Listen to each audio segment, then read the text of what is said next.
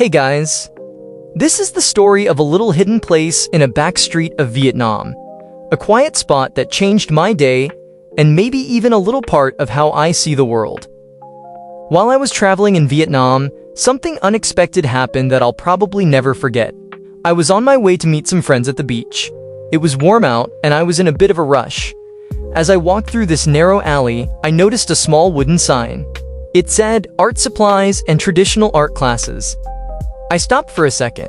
It looked like the kind of shop I could easily get lost in, the kind I've always been drawn to. But I was already running late, and I know how I get. If I walked in, I'd probably stay for hours. So, I kept walking. A few days later, I was out on a walk again. No plan, just wandering, letting the streets guide me.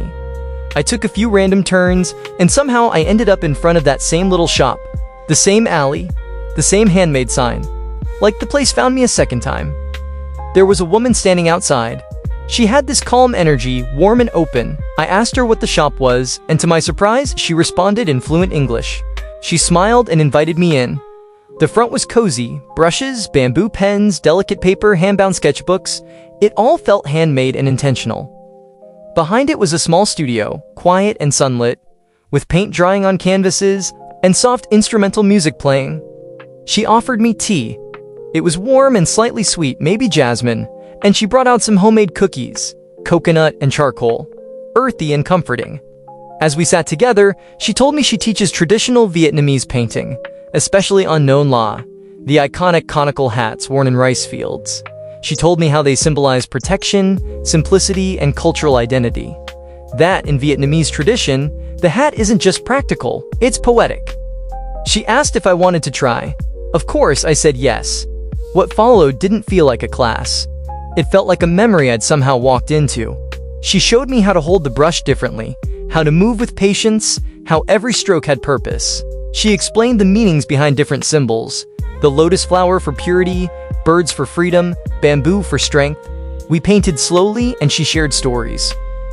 About Vietnamese mythology, about her struggles as an artist, about growing up here. She told me that sometimes she feels like she's painting to keep something from disappearing. That even if only one person shows up, it's still worth it. We spoke about creativity, about how sometimes it's not about talent or even discipline, it's about attention, being present, being curious. At some point, I realized I hadn't checked my phone in hours. I wasn't thinking about anything else, just the brush in my hand and the hat in front of me. After a while, I finished my piece. My own painted nonla. It wasn't perfect, but it felt honest, like a little piece of the day was sealed inside it. Then, just as I was packing up, she looked at me and said, "Before you go, I want to show you something." She walked to the corner of the room and pulled out a fresh canvas. She set it down in front of me, handed me a brush, and said, "Now, I want you to paint a fox." I paused. I asked her why a fox. She smiled and said, "Because I think the fox is you." She explained that in Vietnamese folklore, the fox is clever, not in a trickster way but in a thoughtful way. A wanderer.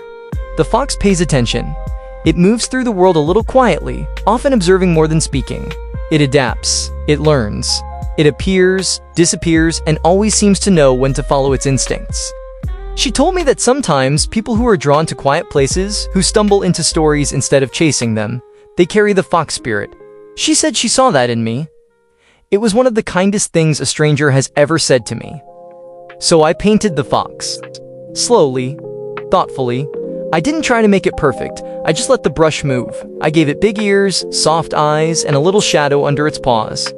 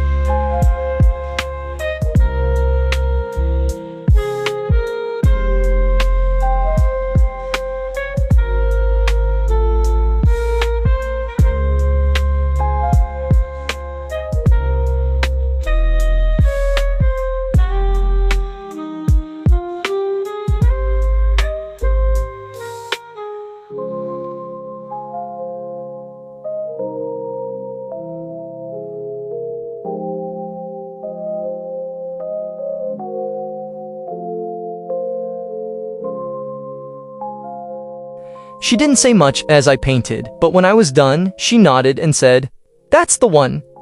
We stood there for a while in silence. The fan hummed in the corner. Outside, the sun was getting lower.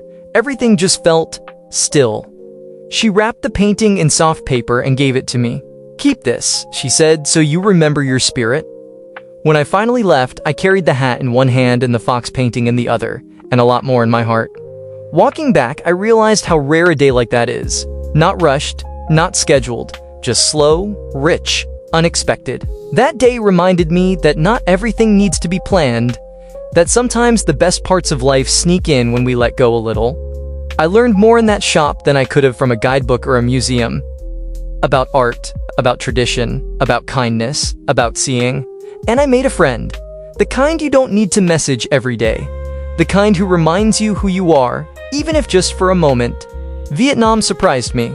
The people here, their warmth, their quiet pride, it stays with you. Thanks for listening. And if you ever find yourself a little lost, maybe that's exactly where you're supposed to be. See you in the next one. If you enjoyed this video and want to hear more stories about my art journey and my travels, I encourage you to follow, like, and subscribe. I've also left a link in the description for those interested in reading my graphic novel, The Boy, the Cube, and the Panda Mask. See you next time.